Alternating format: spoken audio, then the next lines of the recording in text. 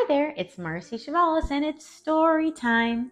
Today is one of the stories that was my favorite when I was a kid. When I was little, Corduroy was my absolute favorite book because I loved the bear and there was a little girl that looked like me in the story. And at the time when I was little, there weren't very many books where kids looked just like me. And so I was so excited to see a book about a little girl who liked a bear because I totally love stuffies and she looked just like me. So I was super excited and I still love this story today. This is a classic story written and illustrated by Don Freeman. For all you AR readers, it is an AR book. It is a level 3.2 worth a half a point and it's quiz number 5464. We're going to flip it over to see if there's any clues we have about the story. How did you get here? You must go back to the toy shelf. Poor Corduroy, how will he ever find a home? Well, let's read to figure out how Corduroy was going to find a home. All right, you ready? Let's grow.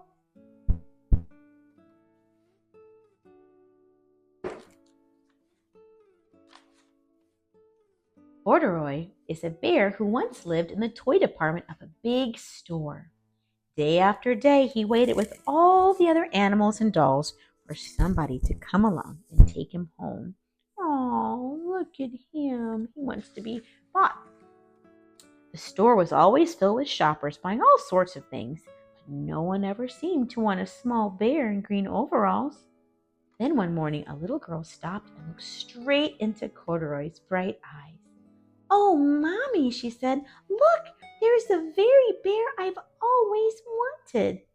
"Not today, dear," her mother sighed. "I've spent too much already. Besides, he doesn't look new. He's lost the button to one of his shoulder straps." All right, so why doesn't the mommy want to buy the bear? Yeah, she did spend too much money already, and yeah, he doesn't look new because he's missing a button. Corduroy watched them sadly as they walked away. "I didn't know I'd lost a button," he said to himself. "Tonight, I'll go and see if I can find it." Why do you think Corduroy wants to fix his button? Yes, so somebody can take him home so he'll look new. Good thinking. Late that evening, when all the shoppers had gone and the doors were shut and locked, Corduroy climbed carefully down from his shelf and began searching everywhere on the floor for his lost button.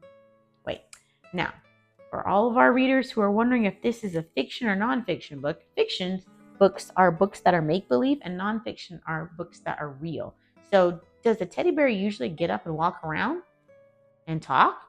No. So that is something that's make-believe. So this book isn't a fiction book. Another way of saying that is it's a fictitious story, but it's fun to read nonetheless. I love fiction books.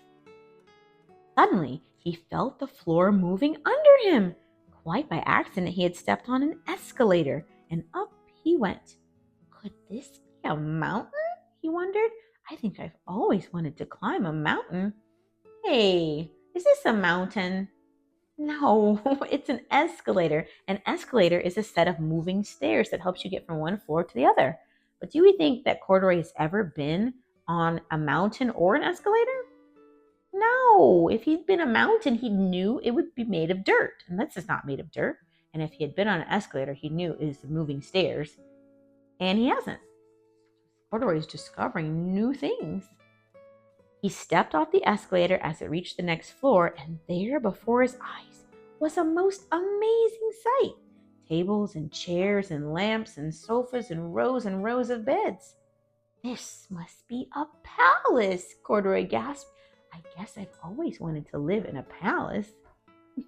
Is this a palace? No, it's not a palace. What department of a store is this? It has furniture in it. Yeah, the furniture department. He thinks it's a palace. I don't think Corduroy's ever seen a palace before, or the furniture department of the store. He wandered around admiring the furniture. "This must be a bed," he said. "I've always wanted to sleep in a bed." And up he crawled onto a large, thick mattress. At least he got that one right. That is a bed. All at once he saw something small and round. Why, here's my button, he cried, and he tried to pick it up, but like all the other buttons on the mattress, it was tied down tight. Is this the button that belongs on his overalls? No, this is a mattress button. Silly Corduroy. He yanked and pulled with both paws until pop! Off came the button, and off the mattress Corduroy toppled, bang, into a tall floor lamp. Over it fell with a crash. Uh-oh. Corduroy didn't know it. There was someone else awake in the store. The night watchman was going his rounds on the floor above. When he heard the crash, he came dashing down the escalator. Now, who in the world did that? He exclaimed. Somebody must be hiding around here. Well, he's right. Somebody is hiding. Right there. He flashed his light under and over sofas and beds until he came to the biggest bed of all, and there he saw 2 fuzzy brown ears sticking out from under the cover. Hello, he said. How did you get upstairs? Corduroy looked surprised. The watchman tucked Corduroy under his arm and carried him down the escalator and set him on the shelf in the toy department with the other animals and dolls. Corduroy was just waking up when the first customers came into the store in the morning, and there, looking at him with a wide, warm smile, was the same little girl he'd seen only the day before. I'm Lisa, she said, and you're going to be my very own bear. Last night I counted what I saved in my piggy bank, and my mother said I could bring you home. Oh, Lisa saved up her money so that she can get Corduroy. That's a responsible thing to do. If you want something a lot, you save up your money and then buy it. Shall I put him in a box for you? The sales lady asked. Oh, no, thank you, Lisa answered, and she carried Corduroy home in her arms. Maybe she was very polite. She ran all the way up 4 flights of stairs into her family's apartment and straight to her own room. Oh, she looks overjoyed. She's so excited. Corduroy blinked. There was a chair and a chest of drawers, and alongside a girl-sized bed stood a little bed just the right size for him. The room was small, nothing like that enormous palace in the department store. This must be home, he said. I know I've always wanted a home. Lisa sat down with Corduroy on her lap and began to sew a button on his overalls. I like you the way you are, she said, but you'll be more comfortable with your shoulder strap fastened. Oh, look, Lisa's going to make a button for Corduroy. You must be a friend, said Corduroy. I always wanted a friend. Me too, said Lisa, and gave him a big hug. It looks like Corduroy guessed this is one correctly. This is a friend. So he did really good. I'm so glad he got to find a friend. I'm so thankful you read Corduroy with me. That was such a fun book.